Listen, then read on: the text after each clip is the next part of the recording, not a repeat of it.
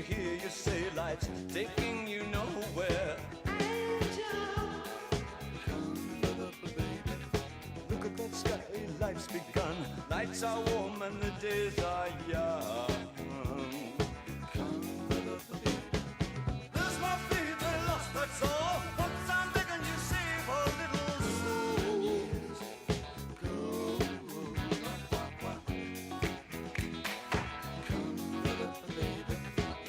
Last night they loved you, opening doors and pulling some strings. Angel, come up, baby.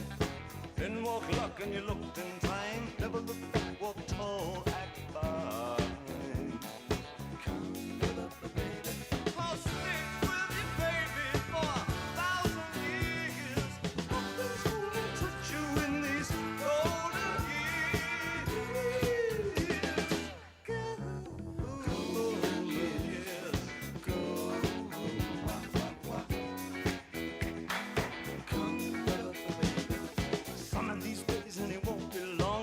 Back down where you once belonged, in the back of a dream car 20 foot long. Don't cry, my sweet, don't break my heart.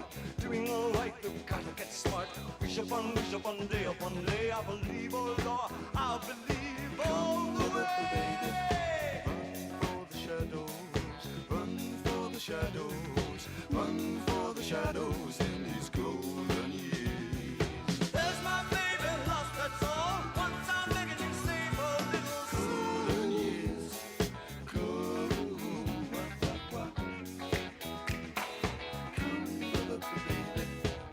Don't let me hear you say life's taking you nowhere. Angel, come up, baby. Run for the shadows, run for the shadows, run for the shadows in these golden years. I'll stick with you, baby, for 1,000 years. Nothing's gonna touch you in these golden years. Golden years, yes. Golden years,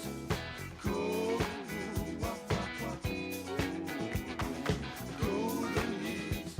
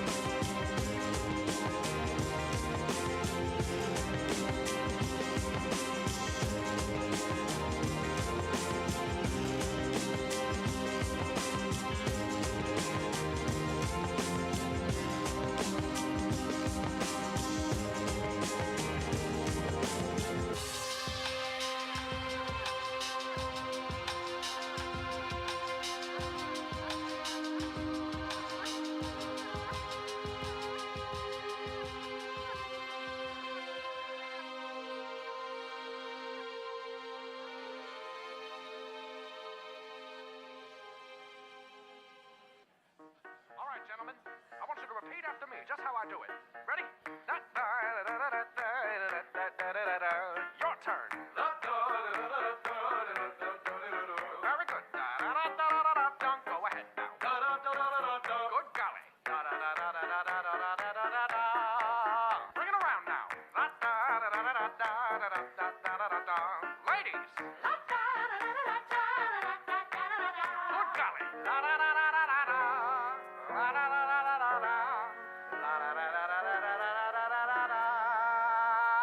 Yeah. Ladies and gentlemen, may I present to you Mr. Charlie Puth on keys.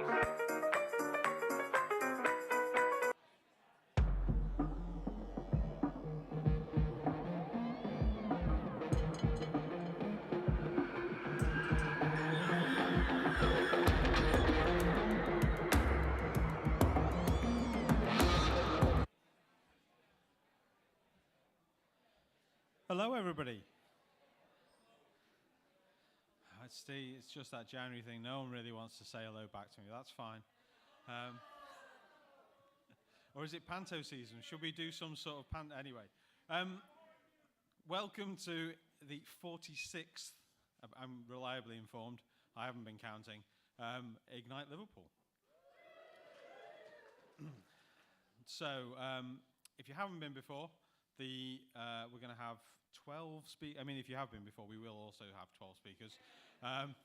But the way things work are that we're going to have 12 speakers. It's going to be split into two halves. So we're going to have 6 speakers, and then a break, and then 6 more speakers in a super kind of crazy way of mixing things up like that. Each speaker will be talking about what they're passionate about.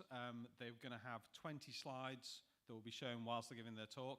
Each slide will be shown for 15 seconds, so their talk is going to take 5 minutes whether they like it or not. And yeah, they're always really interesting.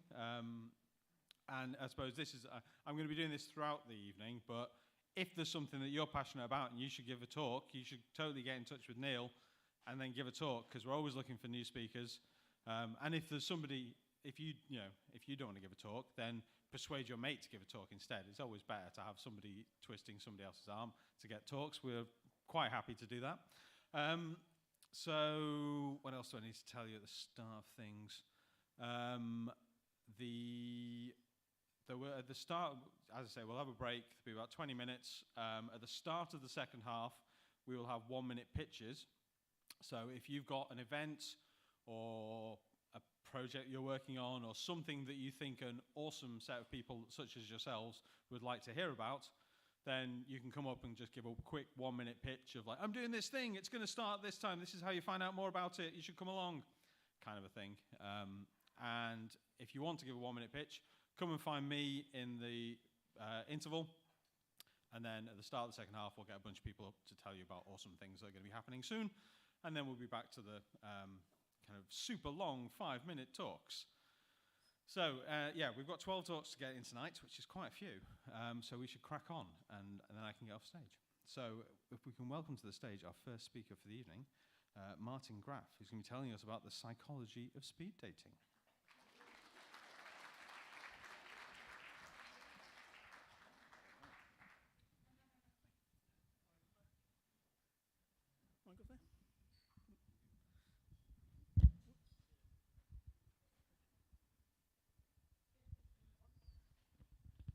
Started, okay, right.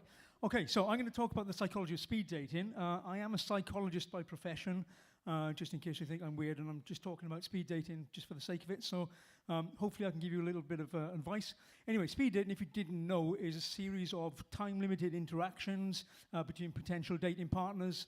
You typically meet maybe 15, 20 people in an evening and decide in that interaction if you like them or not. The precursor comes from what's called New Year's calling. About 100 years ago in the States, men would call on ladies on New Year, and if they were liked, they were asked to take off their jacket. If they didn't like them, then they'd give them a cup of tea and told them to get lost.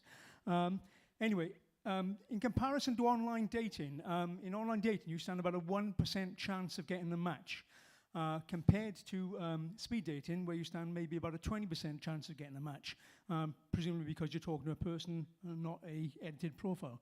Lots of different types of speed dating, which I come across: Christian speed dating, vegan speed dating, fitness. I've done a run-in speed dating, polyamorists, naked speed dating. I've not done that one, but apparently that's a thing. Anyway, what you're doing in speed dating is making a decision, deciding if you like the person or not. It's something like 50% of women make decisions within about 30 seconds, compared to 25% of men who make those decisions. So you've got 30 seconds to impress your potential dating partner. So what I'm going to talk about in the next couple of slides is maybe ways in which you can maximize your chances in speed dating and make that effective. So the first thing is opening lines. So things like, do you come here often? I've got a PhD in psychology. It's not going to go anywhere. So say something, bits and quirky. Get people to reveal something about themselves, such as, who would you be in if you were stars in my eyes, that kind of thing. What you talk about. Apparently, if you talk about films and movies, that kind of thing, you stand about a 10% chance of getting a second date. However, if you talk about adventure, holidays, that kind of thing, makes you seem more interesting, that doubles up to about 20%. What you're trying to do really is break the ice, put the other person at ease, make them feel that they're having a good time, for example. Don't ask too many awkward questions. Prepare a couple of ready answers to questions you might be asked. Non-verbal communication, very, very important. Don't engage in sort of twitchy movements like I'm doing my hand at the moment. You smile, make eye contact. And if you can, professionals do this, try to mirror what the other person is doing. How you smell, obviously take a shower before you go speed dating so you don't smell, but the way in which you smell naturally to somebody else is a good sort of indicator of if you like them or not. So in that kind of 3 or 4 minute interaction, that's important. What not to do, obviously brush your teeth, don't eat any rich food, onions, that kind of thing. Take some Listerine perhaps. So bad breath, halitosis, definite turn off, as is sort of showing disinterest. What not to talk about? Well, maybe don't talk about your ex, for example, and sort of longingly about your ex. That kind of thing's not a good thing. Don't talk about contentious issues such as politics, religion, Brexit, that kind of thing. So, in terms of selectivity, generally women are more selective than men. The average man is selected by about 30% of women, whereas the average woman is selected by about 50% of men. Also depends on the kind of rotation in the speed dating event as well. Generally, as I said, women are more selective, but if men are sort of stationary, seated, and women rotate, then men become slightly more selective as well. The order of when you see somebody in that kind of speed dating event, if you see them first, you stand probably about a 50% chance of a second date. If you see them last in the order, that goes down to about 45%. So it's the order in which you see them. If the date is going well, then you can enjoying that date. You see, things are going great. However, if it's not going well, obviously that seems very, the time seems interminable, doesn't it? It just goes on and on and on. However, it's very, very important, to be kind, not to look disinterested, not to sort of switch off or anything. So, if you do go speed dating, be kind to the person with whom you're interacting. Okay, I think that's about all I have to say. So, if you want to look me up on my website there and see what I've written on this, you can check that out. Or you'll see me at the bar probably afterwards. Anyway, thank you so much for listening, and I'm going to go and sit down. Thank you very much.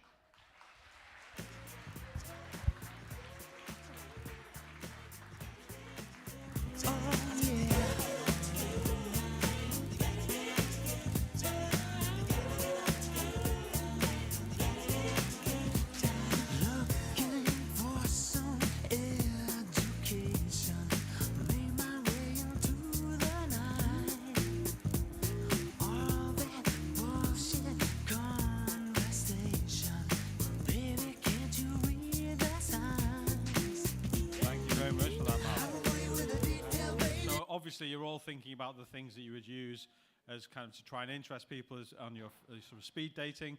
So whatever, your adventurous holidays and things like that, think about those things and then work out how you could put 20 slides together and give a quick Ignite talk about that, and then let Neil know. He won't go on a date with you. I mean, well, he might do. I don't know. I don't want to speak for him for that, but he can slot you in for the next Ignite. So our next speaker is Patrick Hurley, who's going to be talking about the Freedom Envelope.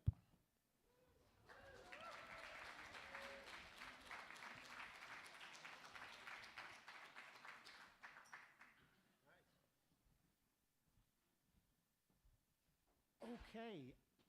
Oh, slides have gone off. I'll wait for the slides to come back on. Here we go.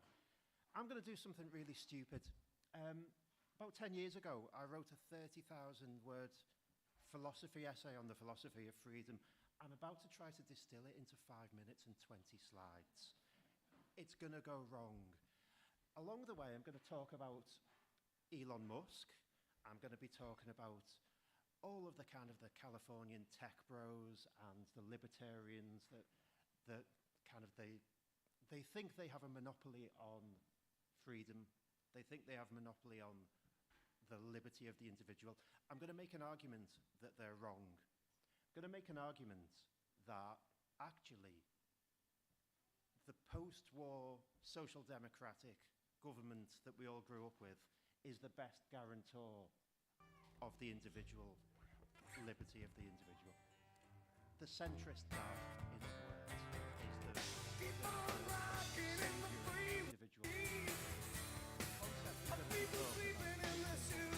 Envelope, and the freedom envelope at the start of time was really tiny, because the freedom envelope is the area of life about which it makes sense to talk about freedom. Before the telephone was invented, nobody thought of themselves as being unfree to speak to people hundreds of miles away. It just wasn't possible. It just wasn't a thing that could be done. Once the telephone was invented, it suddenly started to make sense to talk about being free to speak to people. And so the freedom envelope grew in size. Same thing with antibiotics. Before antibiotics, it didn't make sense to talk about being free from bacterial infection. Once antibiotics were invented, it did, and the freedom envelope grew in size again. But crucially, freedom was being restricted by people who had the power over others. The internet, when that was invented, the World Wide Web in the late 80s, early 90s, once that's invented, suddenly it becomes possible to communicate in ways to which it hadn't been possible before. And the freedom envelope grew again. But what if all of these inventions and innovations were being controlled? What if they were all being controlled by people who wanted to restrict access to them? And that's why it becomes an issue of freedom. Imagine, we've all seen people like this on Church Street and, getting money. Imagine if it actually was possible to levitate in reality, and the next iteration of the expansion of the freedom envelope was that you could actually levitate. But imagine if it was controlled by people like this. Imagine if Mark Zuckerberg bought the levitation company and said, only people who pay me X amount of money or who will agree to have all of their personal information shared will have the ability to levitate. And that's because there are power relations here. And it's the rich and powerful that can control access to the new things which give people freedom. They've got their thumb on the scale. And so what's needed is an honest broker, someone who can mediate between your regular punter who just wants to have the freedom to levitate, it's nothing special, and the person who's actually controlling it. And my argument is that it was the post-war social democratic state that expanded the freedom envelope of its time by bringing access to more innovations to more people. And if we can rehabilitate and get that thought back in the 2020s and 2030s, we can expand it again. So, summing up, levitation, freedom envelope, power imbalances, centrist dads. My fundamental point is that in the post-war UK, Harold Wilson has been the one person more than anybody else that's expanded personal freedom, and we need to have more centrist dads in the world. Thanks for listening.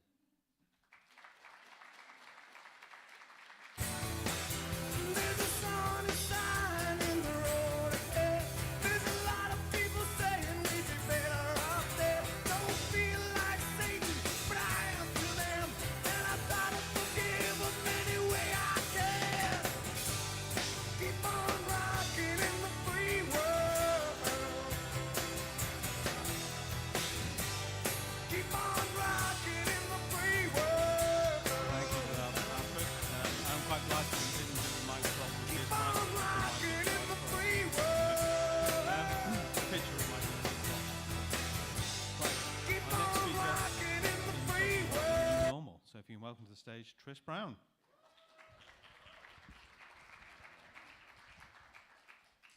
Thanks for making judgments about my size. Oh, good. So, hi everyone. Firstly, I think I'll just introduce myself as a centrist dad now, to be honest. Listen, I'm not an academic, I'm not an intellectual, so this is going to be a lot closer to bullshit than Patrick's academic kind of dissertation there. I started these thoughts several years ago when my mother had passed away and I had several weeks kind of knocking around the house and I started thinking about them because I was intrigued by this notion of what do people think is normal, and very specifically to talk about the definitions of normal, it's this notion of what is an aberration, what are things that we think are an unusual or one-off but actually are permanent. This is where I think this notion of normal really comes from. But also I really want to put this in a context that the human race never ends, right? We are literally the pinnacle of humankind at this point. The beer you are drinking is the best beer that has ever existed in the history of the human race. And we have this timeline that we're on. But meanwhile, while I was in my job, I was feeling that some things had changed. People were making assumptions that were wrong or disconnected to reality. So this led me to this question of the new normal. And I want to say it was several years before COVID that I did this, and I wish I'd got off my arse and done it then, because then I'd be famous during COVID while everyone was talking about it. But a really good example of the kind of thing I'm talking about is car ownership, right? Car ownership has only ever gone up. There are more cars on the road than at any other point in human history. But cars are really important to many different policy areas. Our housing, roads, they are all based around cars. But we all make decisions and assumptions that are loosely related to reality. I don't think they're connected. For example, we complain about the traffic congestion, how long it takes, without realizing that we are a direct contributor to that, right? Our sense of reality is warped, and my theory is that it's connected to when you learnt to pass your driving test. That's when you fixed in your head what the roads should be like, even though reality moves on. And EV cars are just going to make this worse, by the way, because once it's not about the climate, we're all just going to get cars, it's going to get worse. But crucially, I think something about the economy has changed. We all think the economy is simple, but it just isn't. Every time you get offered a £300 voucher or a free Shark, handheld vacuum to go with your expensive vacuum, none of these things are free, but we think they're free. We're fooled by them. Facebook is free, but it really isn't. We're being sold stuff. And in other words, I've got a weird analogy, which is that once upon a time, we'd go to the smithy and we'd order horseshoes because our horse needed shoes.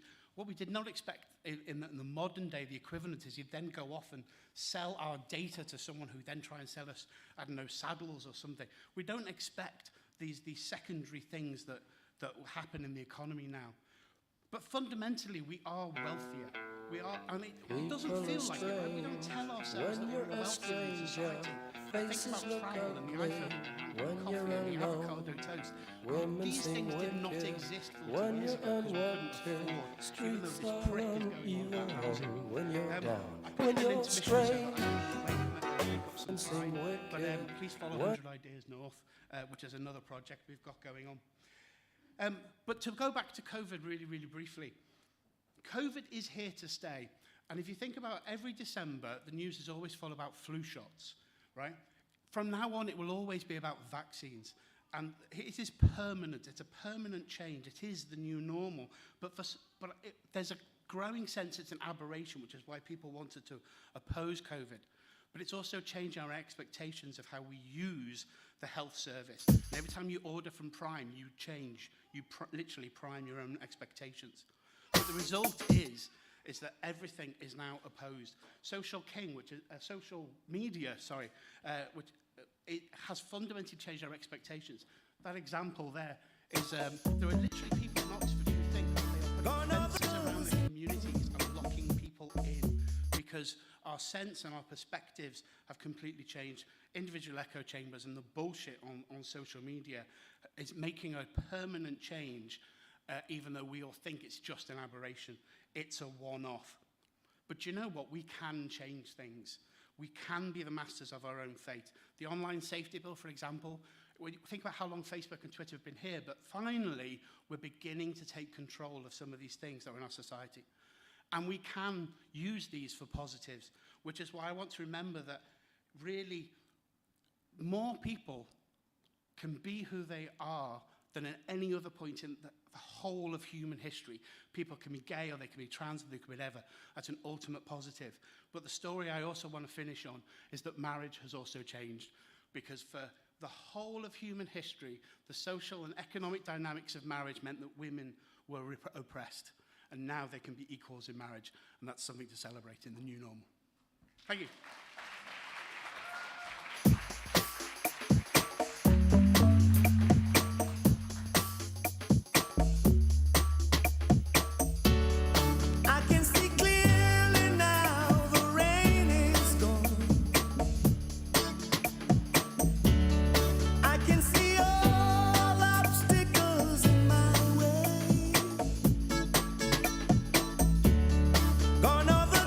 For that, Tris. So if we're going to get to a new normal, then we're going to need a strategy. But apparently, strategy is a dirty word, and Jim Bellew is going to be telling us all about why that is the case.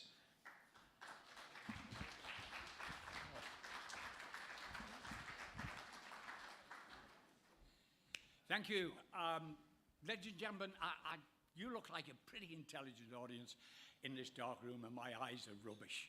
So I'm going to assume that you all know that strategy is a long-range vision with a big picture, and it's a plan that's going to take you to a vision that everybody agrees with, because that's what strategy basically is. Now, why? Somebody stole it. So what? Oh, there you go. It's getting there. But why? What was I talking about? Yes, strategy. Why is it such a dirty? Why is it such a dirty word? Where did you go? Why is it such a dirty word? Well, this is interesting. Strategy is a dirty word because there's out there, just beyond Bold Street, there are loads of people who think it's jargon. They think it's something to do with the military.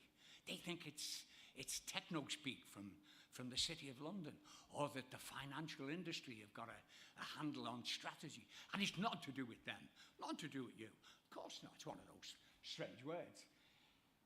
These guys know. These are the what you fellas on computers? The gamers. The gamers, that's their passion. Strategy is what they're in it for. So they're the guys. But it's not. It goes back to the ancient Greeks. The word strategy is a Greek word. It's 2,500 years old. And what it does, it tells you how they win a war. Not a battle, a war. It's a long-range plan. Now, a plan is something we all get around. Don't tell anybody. But plan's another dirty word. And plan is something everybody says, but nobody wants to know anything about, because you've got to have commitment. You've got to have dedication. You've got to do all these things. It's simple. I love him. Isn't he nice? So I've got to wait now. I don't know where I am till the next slide comes up. Come on, get on your bike. There you go. Strategy is essentially a label. It's just a label for a process. The process is very integrated. We're on lane plans for night. But it doesn't happen. And you really have to get it all sorted and arranged. And that strategy belongs in the future. And we are all petrified with the future. Nobody wants to go there. Everybody wants to stay in the present because it's comfy. A lot of people want to go to the past because it was always better in the past, wasn't it? So the real problem is the truth. The truth is, it can't be avoided. The future is on its way. It's coming whether we like it or not. Reality is what's happening on a constant basis. It's held up by truth. And if we ignore the truth, reality downloads on us. I think that it's my experience, delivering strategic consultancy, that about less than 8% of the population of the planet actually get it. On the other end of the scale, you've got the people who are the opposed to strategy. They're the, what does that say? The deniers and the refuseniks. They're the people who don't get strategy. They're the ones who are really after. And in between, you've got all of those people who are learning it, people who are objective-minded, the scientific. I should have put my lenses in. The fatalists, the people who don't get, the ones who are a halfway house leaning towards the deniers, the people who believe in horoscopes, all of these things, the faith believers, the class warriors, the greed merchants, the climate deniers, and the ones who believe they've got the best cabin on the Titanic. You know them, the Tory party. So what is my game? What's this? Well, I'm in strategies. That's my game. And what I want to do, it's not where I'm going. It's not where I'm from. It's where I'm going. I'm trying to create a strategic institute, virtual strategic institute, for anybody who needs to know about strategy. It's called Quo Vadis. Quo Vadis is a Latin term which means whither goest thou, or where are you going, which is the first question of strategy. Unfortunately, Britain is strategically disabled. Seriously. Well, we always do things out of budget and over budget and out of time. We don't even deliver it now. A few weeks ago, Tweedledum and Tweedledee, our leaders, threw their vision at the country. And I took both of the speeches, put them together, 6,500 words, and created a Mickey Mouse word cloud. The word strategy only showed up once. This is a yin and a yang, as you know. I've got a book there written by a Scouse girl who's absolutely brilliant. She is a disaster responder. You don't read the book unless you've got a good stomach. Every disaster is the yang to a failed strategy's yin. Quo Vadis is where I'm going. If you want to go there too, come and talk to me, but bring courage. Thank you very much.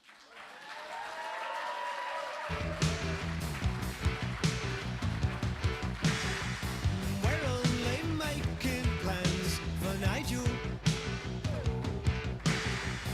We only want what's best for him. We're only making plans for Nigel. Nigel just needs that helping hand. Thank you very much for that, Jim.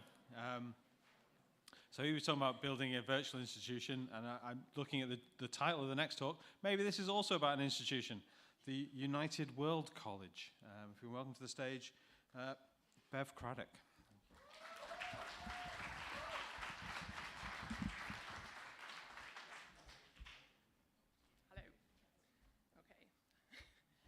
Hello. Okay. Okay. Thank you. Can you tell this is my first time? Okay.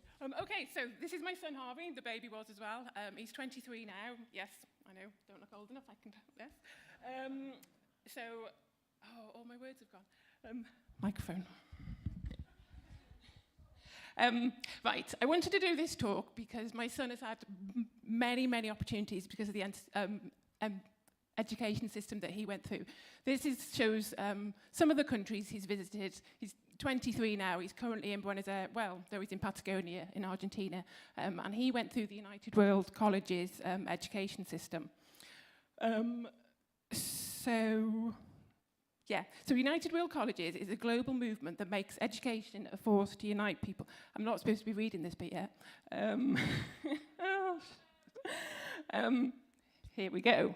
A global movement that makes education a force to unite people, nations, and cultures for peace and a sustainable future.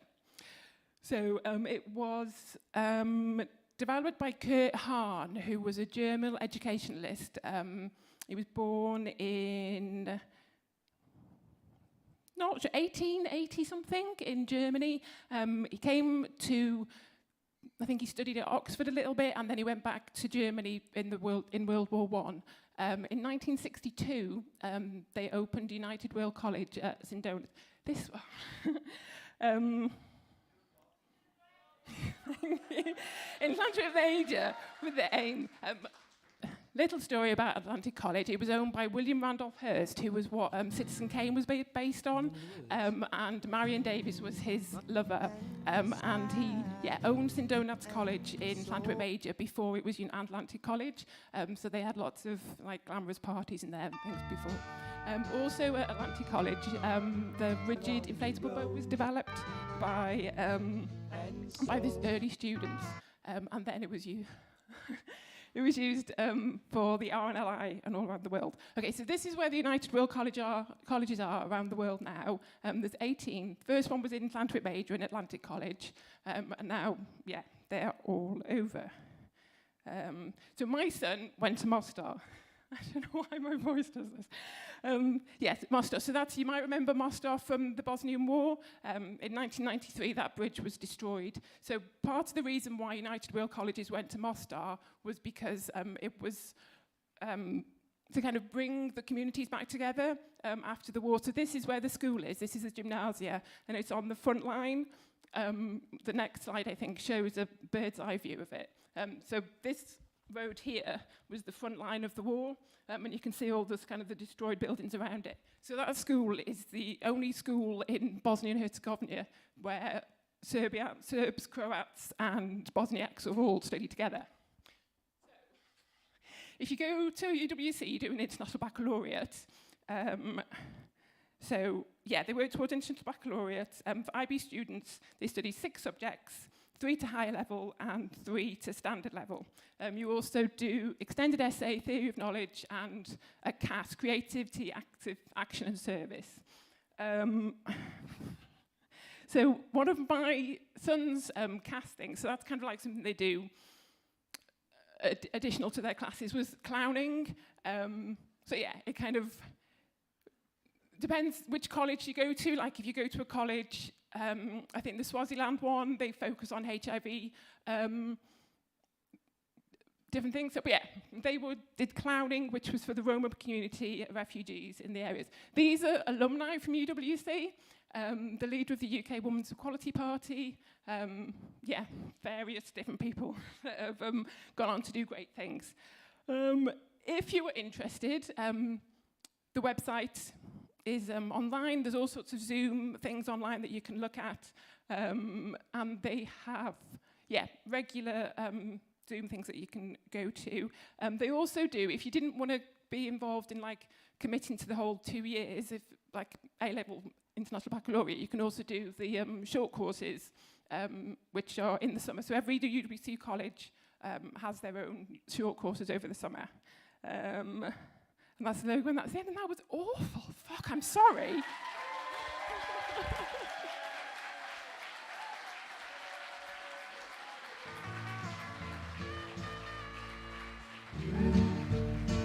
Who are on the road must have a code that you can live by, and so become yourself, because the past is just a goodbye. Teach your children well, their father's hell it slowly go. That was cool. And I like the clowns bit, so I'm always trying to find some kind of terrible link that I can make to bring one talk into the next one. And so there were clowns in Bev's talk, which would fit nicely with Martin, who's going to tell us about why we all need to play more at work. So we welcome to the stage Martin Gordon.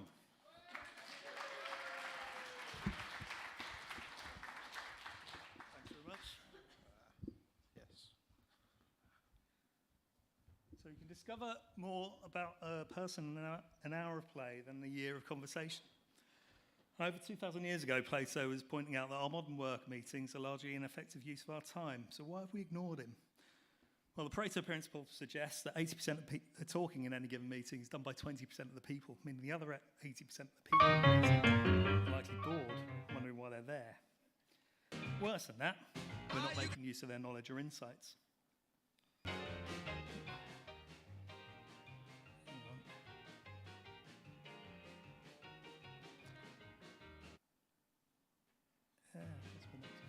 So, the exponential rate of change that we're currently seeing is going to cause us to have these problems of not being able to make the most out of people.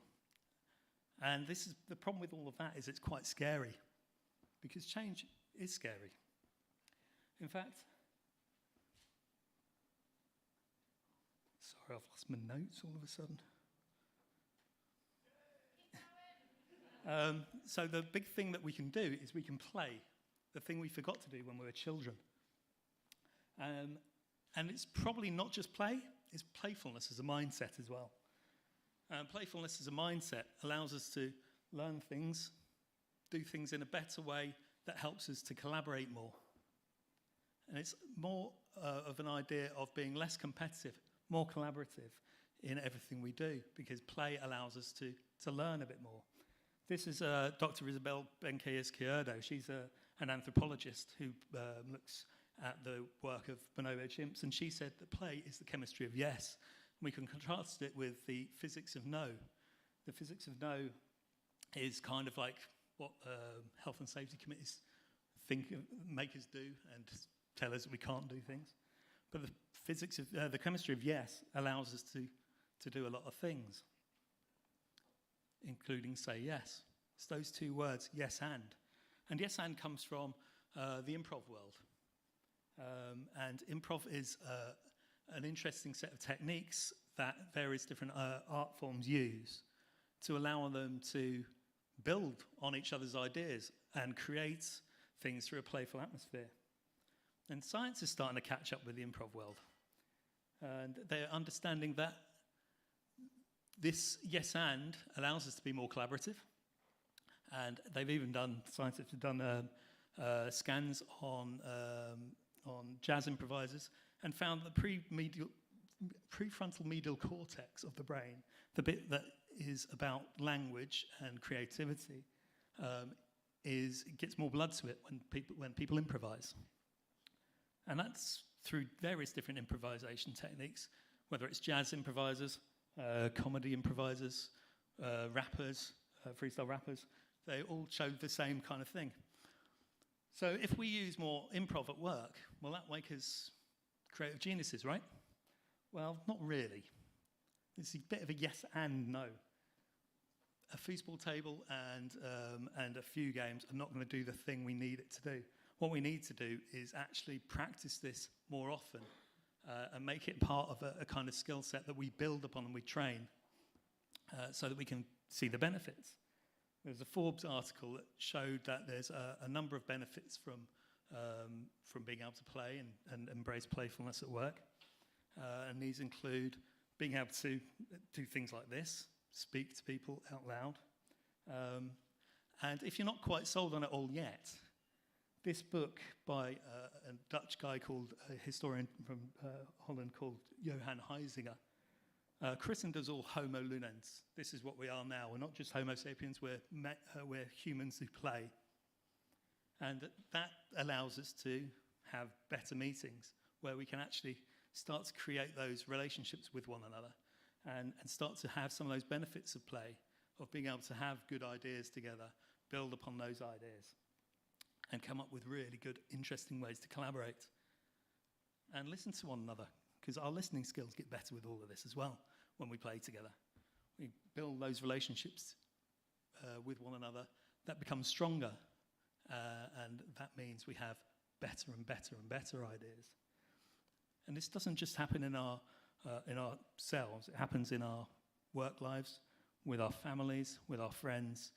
And so the only question I have for you all is, who'd like to come and play? About the pit, barbecue, the band was jumping, the people too, mess around, they're doing the mess around, they're doing the mess around, everybody's doing the mess around, everybody was juiced, you can bet your soul, they did the boogie woogie. Thanks for that, Martin. So that brings us to the end of the first half. So you can all go out and play for 15 minutes, and then I want you back in here for the second session. So yeah, we'll have a kind of 15, 20-minute break, and then we'll crack on with the second half of things. So have a chat with somebody you haven't come with to find out what, talk about the talks from the first half, what you thought was interesting, what you've taken away from it all. Get yourselves a drink, toilet break, whatever, and if you've got a 1-minute pitch, come and find me so we can get them at the start of the second half, and we'll see you in 20 minutes.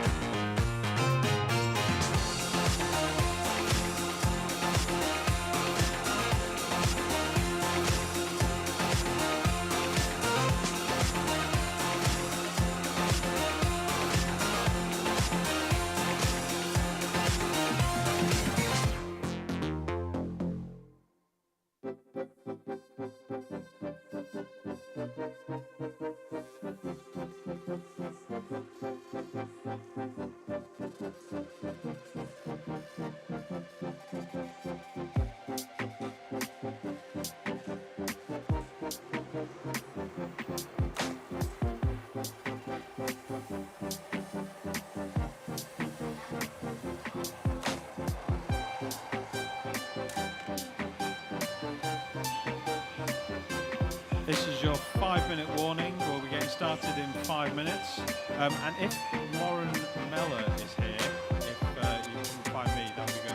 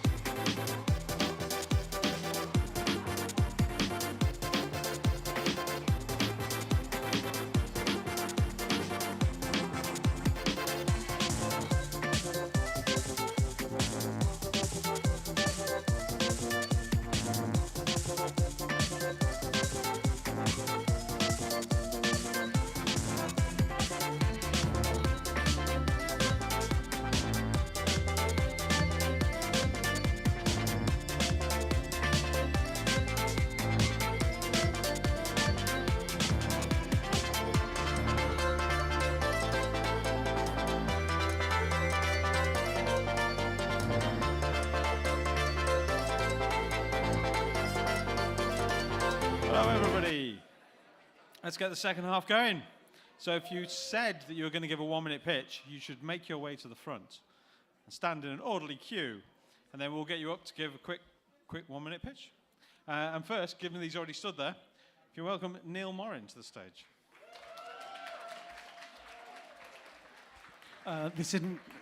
So this is meant to be a 1 minute pitch, so I've just made it up on the spur of the moment. So this is a 1 minute pitch for Jelly Liverpool. Jelly Liverpool is a group of freelancers and contractors who meet up on a regular basis, and we do co-work, which means that we get together once a week on a Thursday, and we travel from one venue to another venue to another venue, depending on the Thursday. And that's all we do, really. We just move around. We all work together. Is there anybody in from Jelly Liverpool? I can't see. Has anybody here ever been to Jelly Liverpool? Yeah, there we go. So if you're a freelancer or contractor, or you're just absolutely sick of working from home on a Thursday, and you want to join some other people who are also sick of working from home, then look up jellyliverpool.com and come along to our next event, which is tomorrow at... where? The Science Park, IC1. It's at Land Coffee in the Science Park, IC1. Thank you.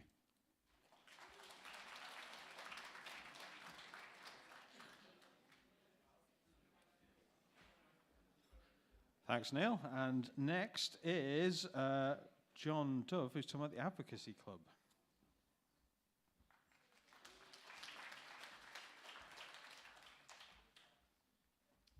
Hello all. Question. Are you a lawyer or law student looking to boost your advocacy skills? Nope, probably not talking to many people here, but you might know somebody who is. Well, my name is John Dove. I'm a criminal lawyer and founder of Speed Mooting. I can help people in that situation that want to boost their courtroom advocacy skills. I created a thing called the Advocacy Club. It meets on Zoom monthly, and it's an informal club that allows people to practice and boost their advocacy in a low-pressure and friendly environment. If you're interested or know somebody that is, visit speedmooting.com for more information. Thank you.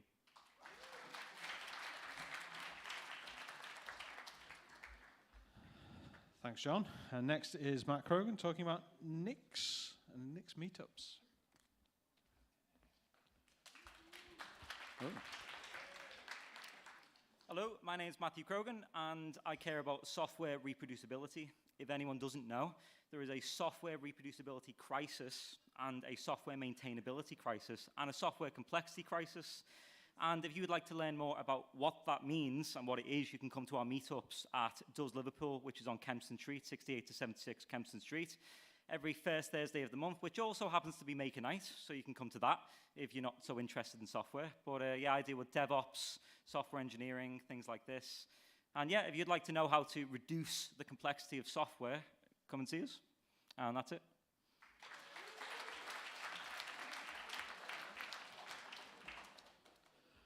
Thanks for that, Matt.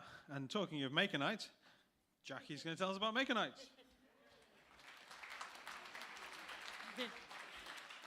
So I'm Jackie. I'm also from Does Liverpool, and yeah, Maker Nights every Thursday night from 7 till 9:30, and it's your opportunity to come along to Does Liverpool, which, as Matt gave the address, I won't bother trying to remember it. And we've got all sorts of kit that you can play with, like laser cutters, CNC embroidery machine, CNC router, all sorts of stuff that you might not realize that you need to know yet, but if you want to play with, then come along and do that. And we've just got a small vacuum former, which seems to be of interest to a lot of people, which can be used for producing packaging and that sort of thing. So yeah, come along every Thursday night, 7 o'clock till 9:30, and you could pop into the next meetup as well. Okay.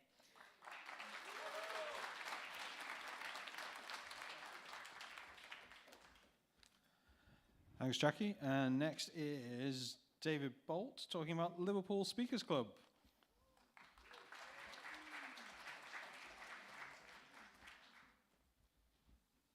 Evening, everyone.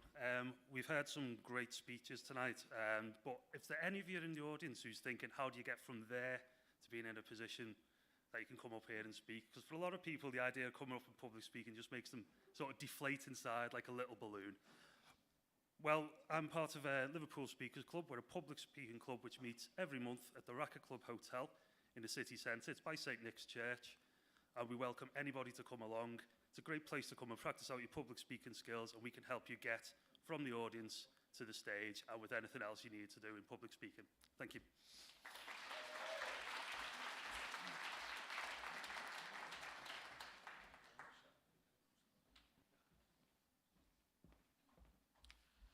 Thanks for that, David. And next is Eddie talking about Hero Health and Wellness.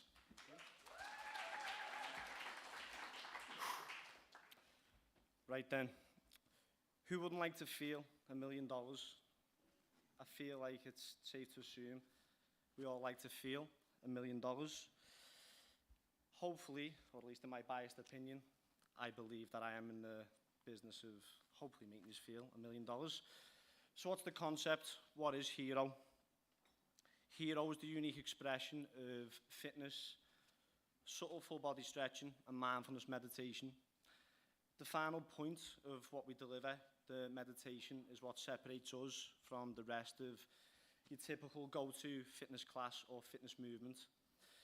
You go through a crazy journey, it mightn't be enjoyable at the time, you are going to be pushed to your limits, the tunes are going to be bouncing, it's going to be eventful, there's a lot of people in the room, 40, 50 people plus, but there's no other feeling like it when you just start to slowly bring that body back down. You have a lovely, wonderful stretch, but then that 5-10 minutes where you can just take a break from the busyness, the hecticness, if that's a word, of our days, to just be yourself in your own thoughts, in your own expression, that is you. That's what separates us, in my opinion, from the rest of the fitness classes out there. If you would like to go through one of these journeys, if you'd like to put yourself through this heaven, hell sort of paradoxical situation, my name's Eddie. Follow us on Hero Health and Wellness on Instagram, or just come over and say hello. Thank you very much.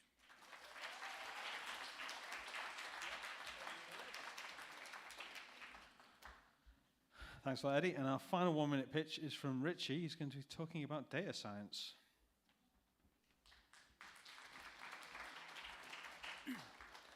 Hi everyone, I'm Thomas Menander Richardson. People call me Richie. I'm going to be speaking in, I don't know, about a couple of minutes, but I thought I'd throw this one out first. So I'm a data scientist. I work as a consultant in Manchester, but this year I want to start using my data skills for good. And so something I'm going to be testing the waters with this year is basically offering pro bono data science consulting to charities and anyone who is in the business of making the world a better place. It's a bit rough and ready at this point, but it is free. So if that kind of fits the bill, if you're an organization or a charity or a group who perhaps you're wanting to collect some data, but you want to do it responsibly, or you have some data and you want to make use of it or things like that, then come and talk to me. I'll be around after this, and I'm quite easy to spot. I'm the most overdressed man in the room. Thank you.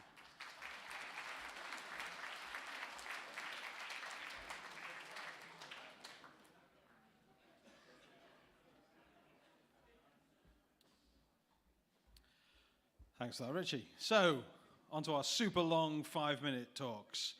And our first speaker of the second half is Kath Holland.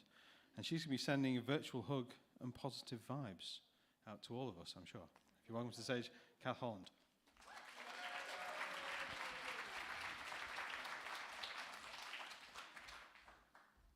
Thank you very much. I always feel like a bit of a pop star coming up here. Hello, Liverpool.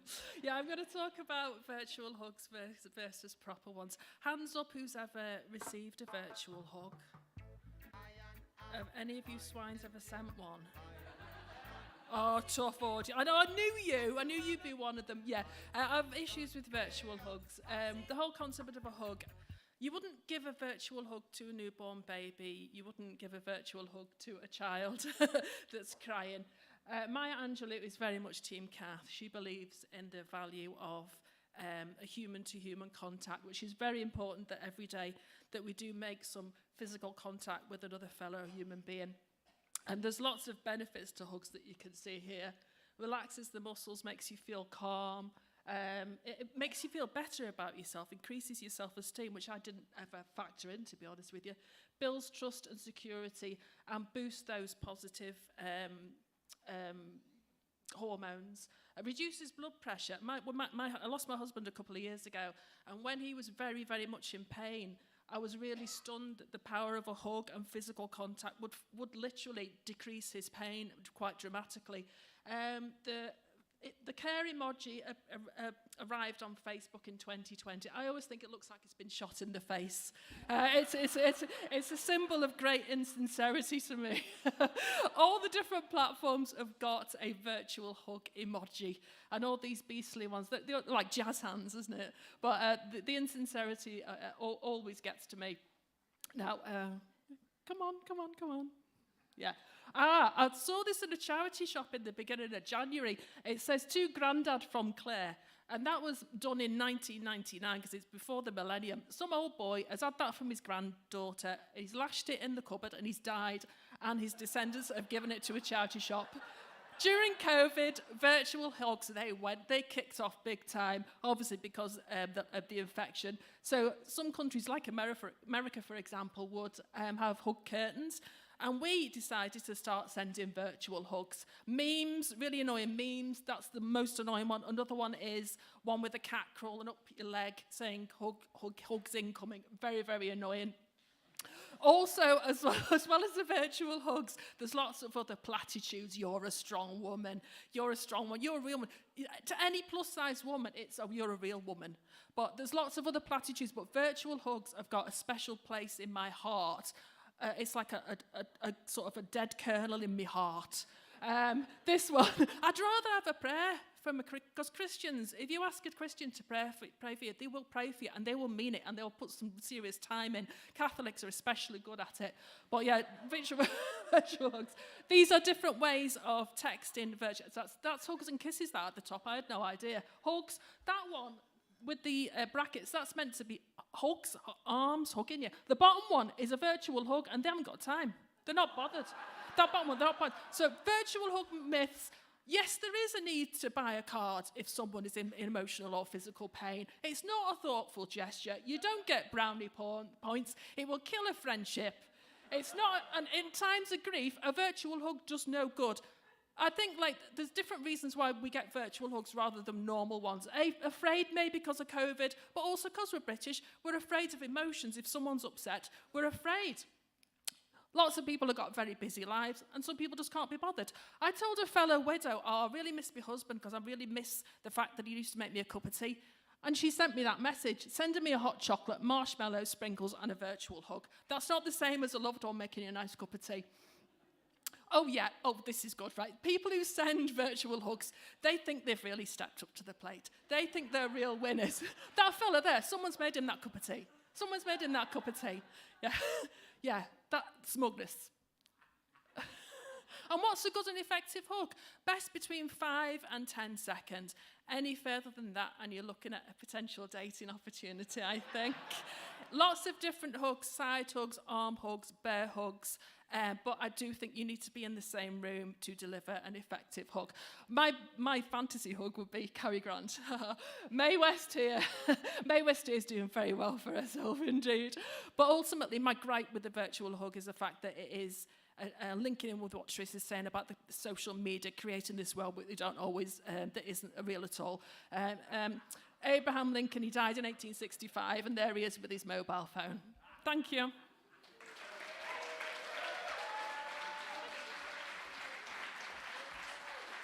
Live if you wanna live. Rastaman vibration, yeah. Positive. That's what we got to give. I and I vibration, yeah. Positive. Got to have a good vibe. I am an iration, yeah. Irites. Whoa, whoa. Positive vibration, yeah. Thank you very much for that, Kath. So, he's just been on stage giving a 1-minute pitch, but he's going to be back on stage now, telling us about AI. But I don't think it's about how AI is going to give us hugs in the future. I think it's about AI and art. So if you welcome to the stage Richie, who's going to be telling us about will AI-generated art replace artists or save them? Who knows? Find out in the next 5 minutes.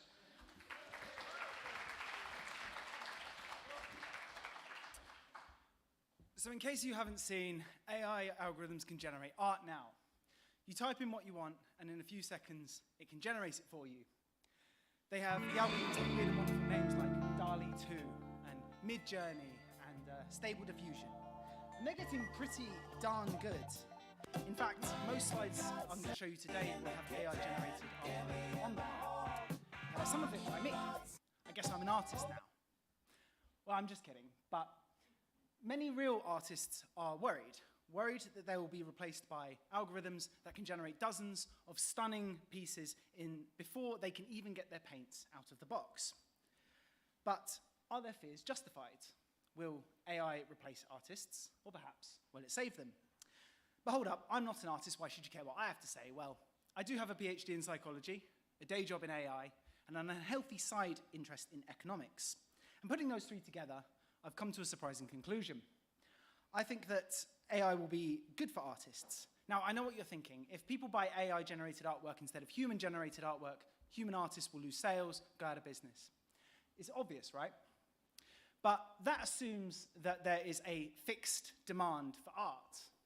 What if AI-generated art increased the opportunity for artists? Ooh, got a bit fast. So this is me and my wife. We commissioned a human artist to make this for us. I bet many of the couples in the audience won't have something like this. But with AI, you can have one for pennies on the dollar. But what if you wanted something a bit more? Say you've got your AI thing and you're a bit unhappy with it, so you commission a human artist to make an improved version more tailored to you. Well, now that artist has made a sale that they wouldn't have otherwise if it weren't for AI opening the door. We've seen this before. So first tapes, then CDs, and now digital art. Is live music dead? Obviously not. Putting almost free, unlimited music at everyone's fingertips has increased the demand for music in all of its forms. With algorithms, the tools to create and engage with art is now in everyone's hands. AI art might just be the gateway drug that produces scores of new art addicts, and many of them will want the real thing. Second, artists themselves might be the best placed to use these tools. An artist can have an AI generate a dozen pieces, and then they can use them as inspiration for their own work. Call it an AI muse. Or they could take those dozens of pieces, edit some of them in to be a bit better, and sell them on. We could call that cyborg artwork. And in a world flooded with AI, we will need curators who have the knowledge, the taste, and the vision to pick out the best ones. So lastly, let's get psychological. Why do we buy art? Sure, it's pretty, but that's just one reason. Some art is ugly, some art is impressive, some art isn't, and some art is downright confusing. So do you know why the Mona Lisa is worth so much? Sure, the brushwork is kind of nice, but it was neither famous nor valuable until 1911, when it was stolen from France by Italian nationalist Vincenzo Peruggia. The media firestorm of Italy reclaiming stolen treasure taken by the despot Napoleon sent interest in old Mona through the roof. Art sells for millions because of the stories, the artist, the context. AI art doesn't really have any of that. Students of art will spend years debating what Monet meant when he used purple instead of blue in his art. But the answer to those questions for AI art is a lot less interesting. It doesn't really mean anything. Lastly, do you know someone who supports local artists? Of course you do, because they probably showed you their pieces with a smug look on their face. But we use art to signal things about ourselves, our personalities, our politics, our values. Again, AI doesn't have these things. And art is also used as a symbol of status. You can buy an Andy Warhol portrait for £20, but Jeff Bezos will still pay millions for the original. The more expensive the piece, the more it shows how much of a big cheese he is. And so great art will not decrease in price, and great artists will not earn less, because when art is used to show off status, expensive is the entire point. Now, nobody knows what the future holds, least of all me, but I'm cautiously optimistic, and I hope maybe you are too. And to the artists among us, I will say this. AI might change the landscape of art, but you will still hold the brush. Thank you very much.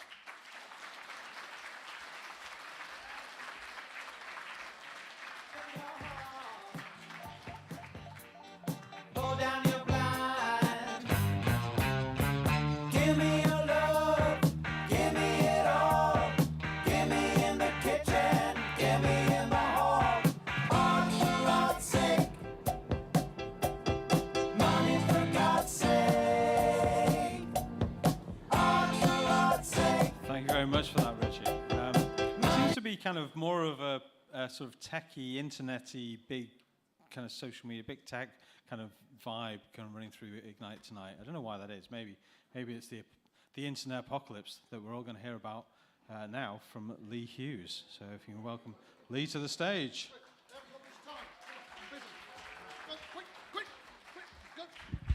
Right, the internet. You might have heard of it. It's going to go boom! Just see if you wake. All right. There's not much time. Well, there's 3 seconds. Right, me in 40 seconds, but it's 15. So I'm a network engineer. I'm a bit like Hong Kong Phooey. I built a serial cable to chat to friends on my ZX Spectrum. I use BBSs. I make calls. I watch war games. I might know what I'm talking about. Believe that. That's the internet. Looks like someone's brain.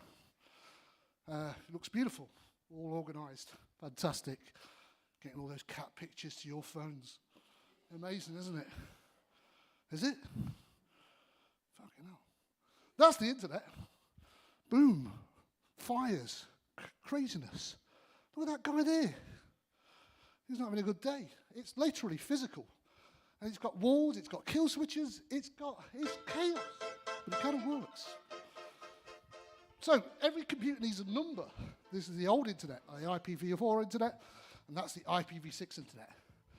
That's full. So there's a scarcity. That's got millions of addresses, yeah? So we can all have it. But what do you do when you've got scarcity? You make a market. So much money. You can buy all the IP addresses. I could buy all the IP addresses now. I could make a killing. So no one else could have a computer on the internet. Loads of market. Look at the market forces. So I'm not even here to talk about IPv6. I'm talking about the Hatfield rail disaster. 4 people died, 70 people got injured. Essential maintenance upgrades of the infrastructure were put to the shareholders, not to the directors. Anyone know who this guy is? Vince Cerf. He designed parts of the internet. He said the internet should be end-to-end. My computer could talk to your computer, your computer without any intermediaries. Okay?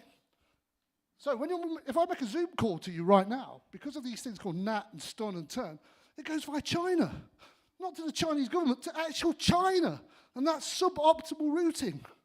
But sending packets is free. Is it? So, let's talk about Border Gateway Protocol. These are called autonomous systems. And each one is a company, and they use BGP to talk to them. So when you send a packet to Australia, it goes through all those ASs. So what's wrong with it? It was designed 40 years ago. It's insecure. It's slow. It uses loads of energy. It's not fit for purpose anymore. So we need to upgrade it. It's very, very poorly. So you can run this, please do. And you can check if they've upgraded their BGP to this new version. Yeah, but the new version of BGP is duct tape. It's garbage. You don't even want to upgrade to it. But so here's my Twitter feed. This is what I follow. On the left here, you can see BGP hijack events. This is where people are pretending to be networks. On the right is the growth of the IP table. When that gets to a certain rate, boom, game over. But there's a new BGP replacement. It's good, it's fast, it's cheap, it's secure. It defeats the triangle. It's not possible. Yes, it is. But it's not possible for other reasons. This thing will... So that's an internet core router.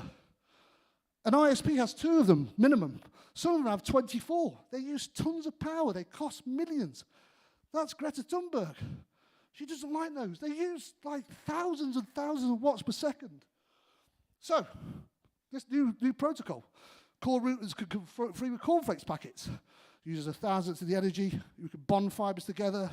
Makes the internet look at a lease line. Traffic guarantees. It's free and open source. Stops network DDoS attacks. But there's a problem. Telcos make money from lease lines. Yeah, so they're not going to replace it with something else. They're making money with lease lines. Why change the internet into a big lease line and make it better? No, we can't do that. So yeah, don't get your hopes up, because it's the same thing. Let's get the money and give it to shareholders and not upgrade the infrastructure. This carries trains. The internet carries packets. It's the same thing. There's absolutely no difference. So what can you do to help? Ask your ISPs difficult questions. Demand excellent, not garbage. Switch to ISP that could upgrade. Support engineers like myself trying to affect change. Let's get the into Mageddon. And I can't take questions, but that's my Twitter, so you can send me stuff. So I won't frighten anyone else. Thank you very much. Bless you.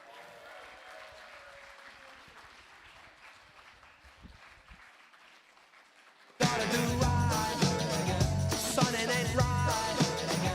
Gotta do right. Come on, if you make sure you're connected, the writing's on the wall. But if your mind's neglected, stumble you might fall, stumble you might fall. Stumble you might fall. That, Lee. IPv6. I remember I worked on web browsers on mobile phones back in the late 90s and 2000s. Sorry, it's all my fault. And yeah, I remember us working out how we were going to migrate to IPv6 in 2000, and it's 2023. Yes, okay, our next speaker, being streamed over the internet via some BGP routers, I'm sure, is Dave Armstrong, who's going to be telling us about the parable of the cave, about how we break our chains. So welcome to the stage, Dave. Cheers. Fireball XL5, 2, 1.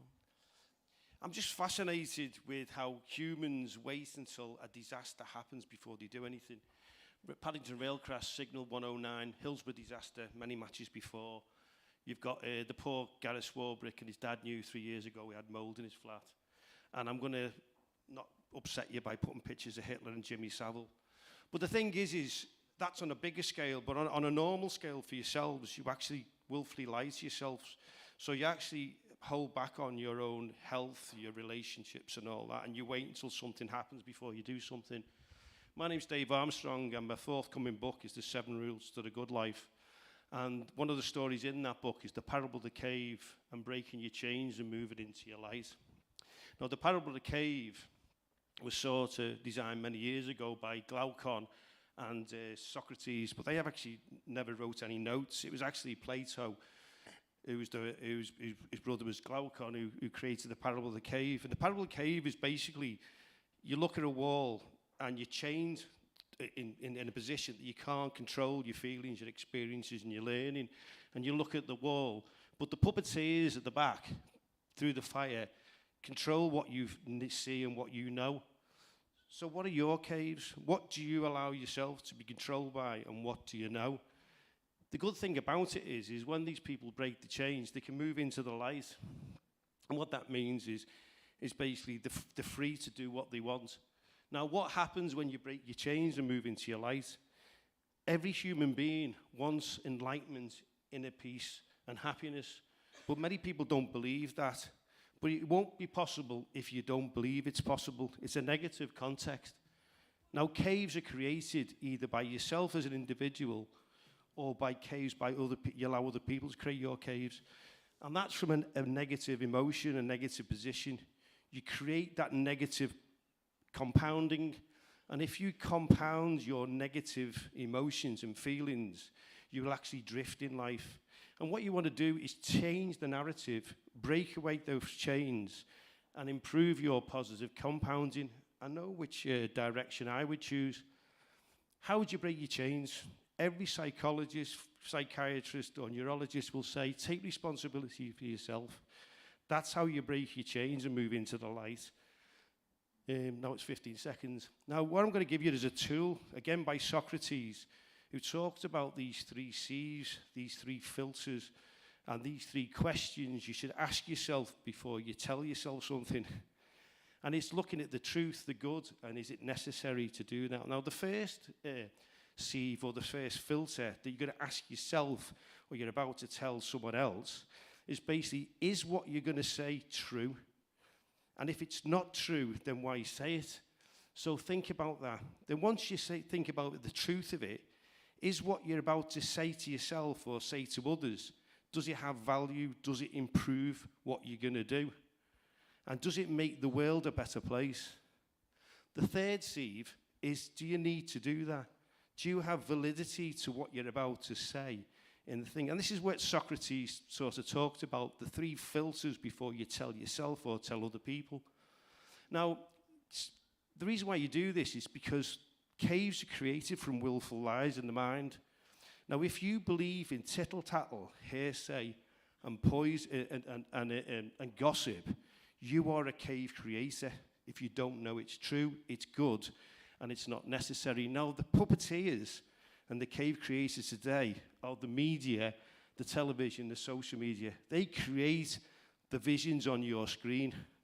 The problem is that you yourself are also a cave creator. Now, how to get rid of that is responsibility. So if what you want to speak of is not true, not good, and not necessary, don't say it. Because if you do that, you are a cave creator.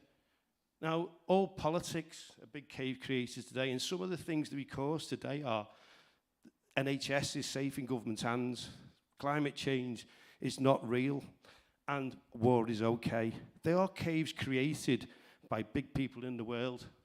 How do you break your change personally? The caves you're creating yourself are, I am ugly. No, you're not. I can't do this. Yes, you can. I'm not worthy. Yes, you are. And once you break those personal caves, now we need a strategy, Jim. We need a strategy from stop destroying everything and actually making anything possible. And all it is making sure that what you say is good, is true, is good, and necessary. Be aware of the willful lies, manage your caves, remove your chains, and keep your light burning. Thank you very much.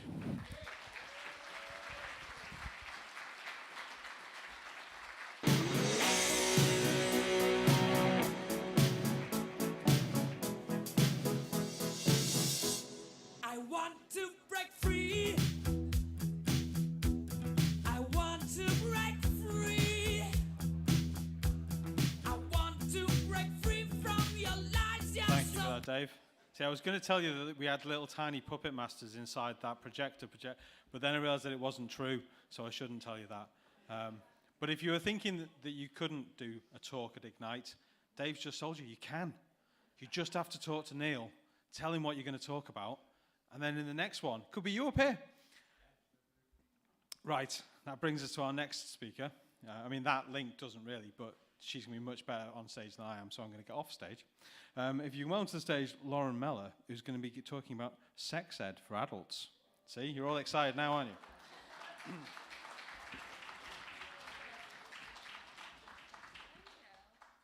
Hi, I'm Lauren. Yeah, this is going to be very different. Okay, so the reason why I chose to do this talk is because I basically work as a sex educator now, but when I was in school, I literally had like one class and it was absolute shit. So as an adult, I've basically had to relearn a lot of this information, and obviously due to my job and stuff as well, I've realised how much information has changed. So we all basically have either XX chromosomes or we have XY chromosomes. If someone is intersex, they could have a mixture of chromosomes as well, but the egg is actually the thing that carries the X, and it's the sperm that actually determines the sex of the baby. So this is why Henry VIII is a bit of a knobhead, because he was going around chopping heads off, trying to have a male heir, when all along it was his sperm that was determining the sex. So when our genitals develop, they actually all develop as a labia, so as a vulva. So the reason why there's actually a seam up the scrotum down the middle is because when someone has an XY chromosome, that basically forms together to create like what holds testicles. So we all actually have all of the same what's it called, erectile tissue. So it literally is the exact same thing, it's just formed in a different way. So the reason why there's actually more nerves, the reason why there's more nerves in the clitoris is because it's just focused into a smaller area. So a mind-blowing thing is actually a large majority of this is internal, and it was only in 2005 that it was actually discovered by Helen O'Connell when she done an MRI scan as well. So we all actually get boners. So regardless of what your genitals are, when we are aroused, the blood rushes to that area, and you can see the way that this is really engorged. So also, what was I going to say about it being engorged? Oh yeah, so the G-spot is actually like a bit of a myth. So it's actually the internal part of the clitoris that is a pleasure point. So in society, we typically call the vagina all of the genital area, but the correct term is actually the vulva when we're thinking of the clitoris, the inner labia, which is the lips, and the outer labia as well. So a really annoying myth is people saying like the tighter the better, but actually the vaginal walls are always touching, even though we might think of it as a tube. But when someone's more aroused, it actually becomes wider, so it's actually a positive thing. So if you've ever heard of the term pop your cherry, this is usually referring to someone's first time having sex or the breaking of the hymen. But actually it doesn't pop or rip, it just stretches. And actually a theory around this is to actually stop bacteria from traveling inside the vagina as a baby. So this is actually what the hymen looks like. So it's not typically a sheet of skin that covers all of the vaginal area, because if you think about when someone's having a period, that period blood needs somewhere to go. So it's typically more of a donut shape. So actually, talking about periods, it's actually a really healthy thing as well to have period sex. It's not going to be for everyone, but there's loads of benefits. So it's good for cramps, reducing pain, helps to feel more connected to your body as well, if you do sort of hold like any shame around that. And sex is diverse, so typically when we think about sex, people assume that it's like penis and vagina, and the rest of sex is foreplay, but this is like not a lot of people have penis and vagina sex. Obviously people have different sexualities, so that's excluding like oral sex, anal sex. And solo pleasure as well, there's so many benefits to solo pleasure. It helps you feel more connected to your body, to be able to actually feel part of what you're doing.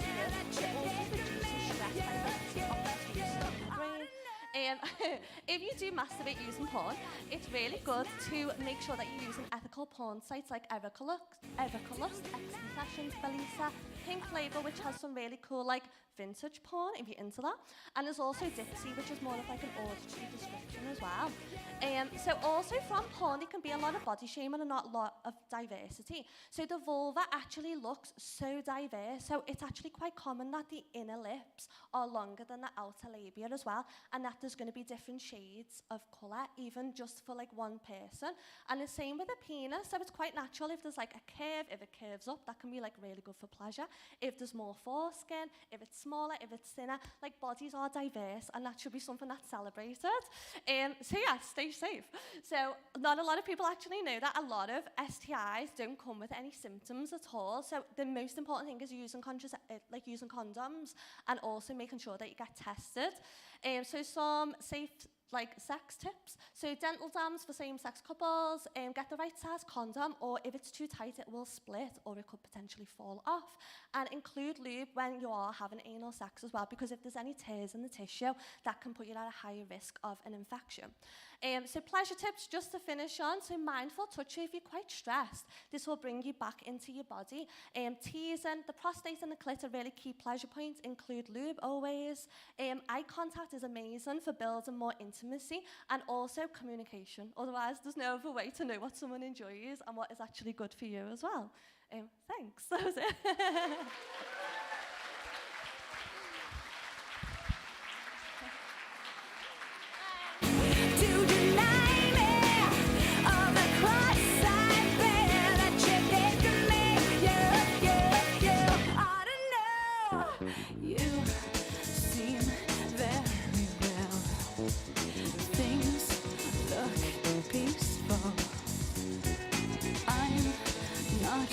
Quite as well. I thought very much for that, Lauren. So, you know, you're all going to be just better off now, aren't you? And so from talking about the birds and the bees to just talking about bees, our last speaker... I'm here all night, but luckily for you, that's only for one more talk and then me for a little tiny bit. So yes, our last speaker for the evening is Andrea Koo, who's going to be telling us, all about bees and a bit more about honeybees. Welcome, Andrea, to the stage.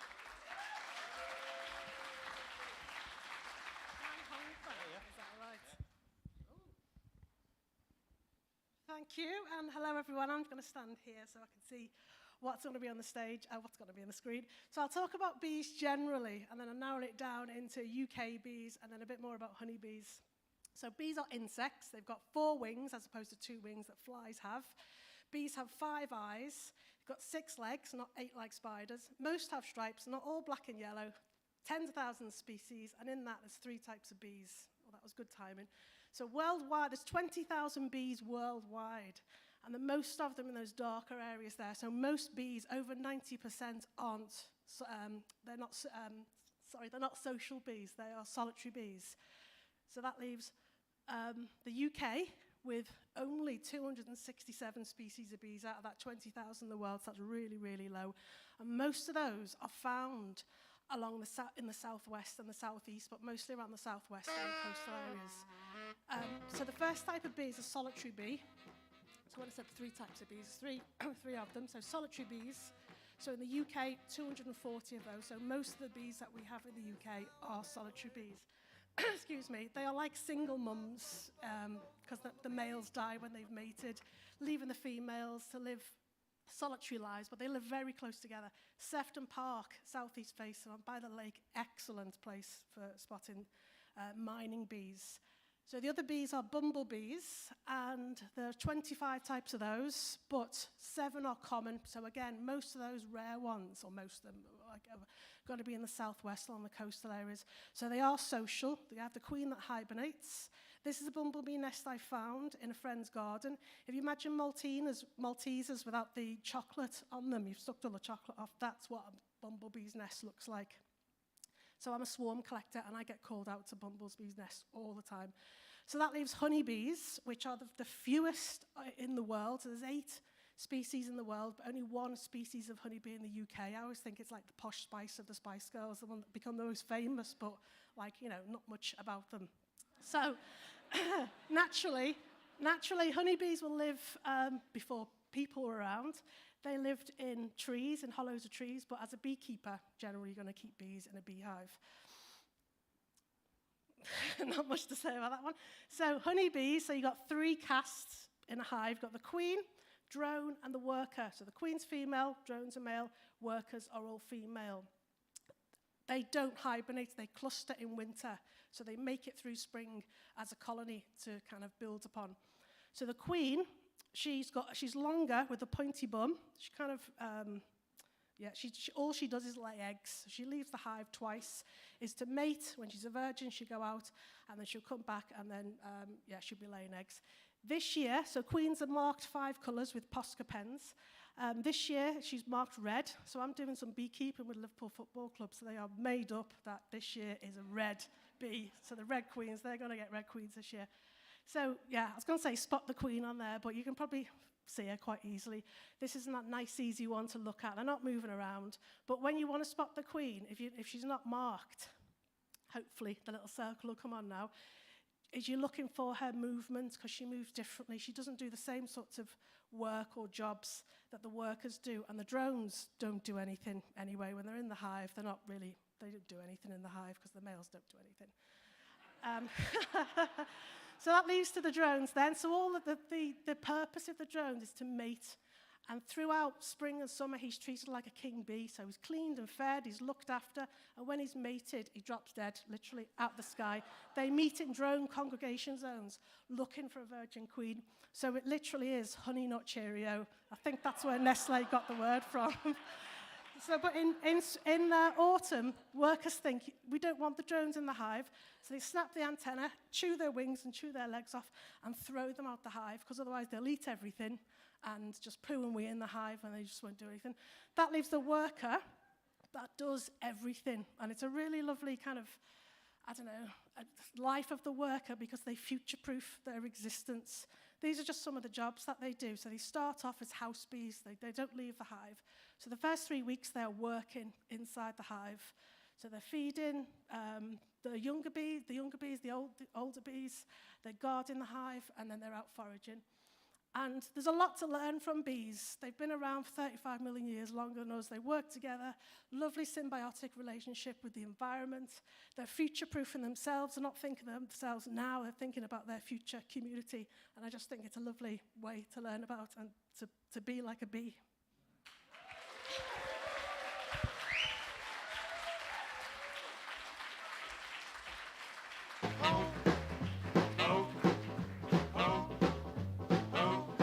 Well, buzz, buzz, buzz goes the bumblebee.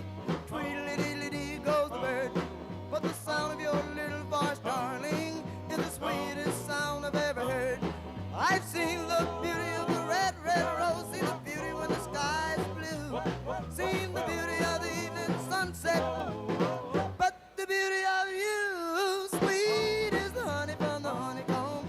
Sweet are the grapes from the vine. But there's nothing as sweet as you, darling. Thank you very much for that, Andrea. And sadly, that brings us to the end of this evening's festivities. But there'll be another one soon. We're not quite sure when. Neil was just telling me just then. There's probably going to be one in March, which I guess will be partly based on how many talk submissions we get. Hint, hint. In case you haven't worked out yet, you should definitely give a talk. And yeah, let Neil know. And if you've got some kind of, sort of poppy, disco-y sort of a vibe talk, don't submit it for March.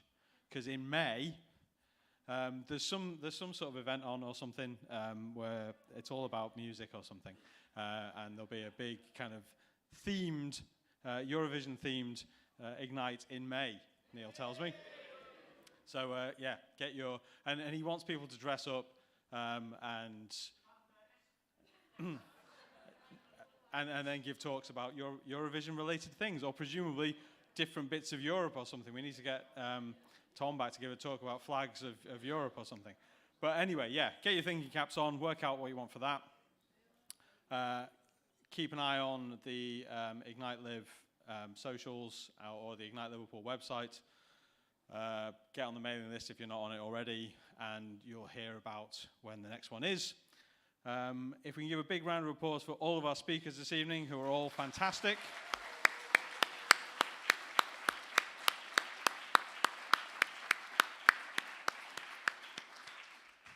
And I think the bar's still open, is it?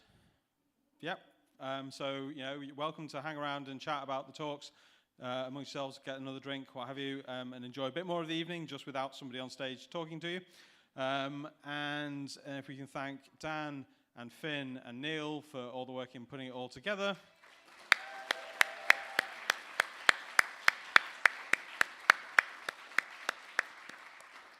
And thanks to all of you for coming, and we will see you hopefully in March. Someday you'll be mine.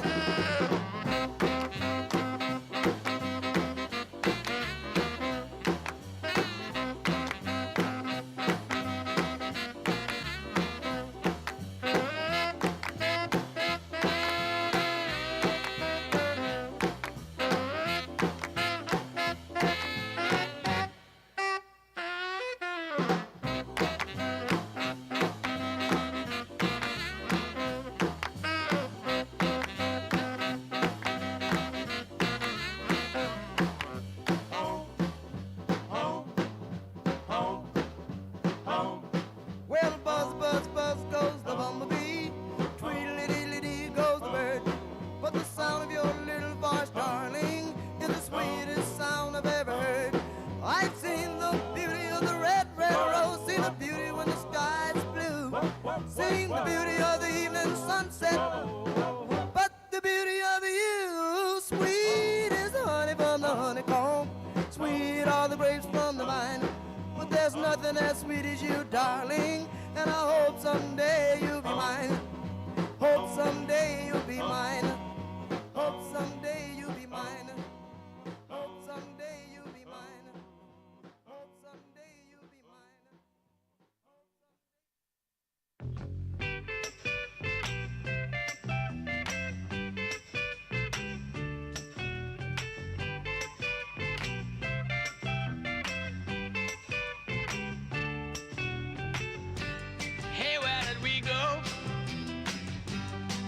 when the rains came. Down in the hollow, playing a new game. Laughing and a running, hey, hey. Skipping and a jumping. In the misty morning fog with, a heart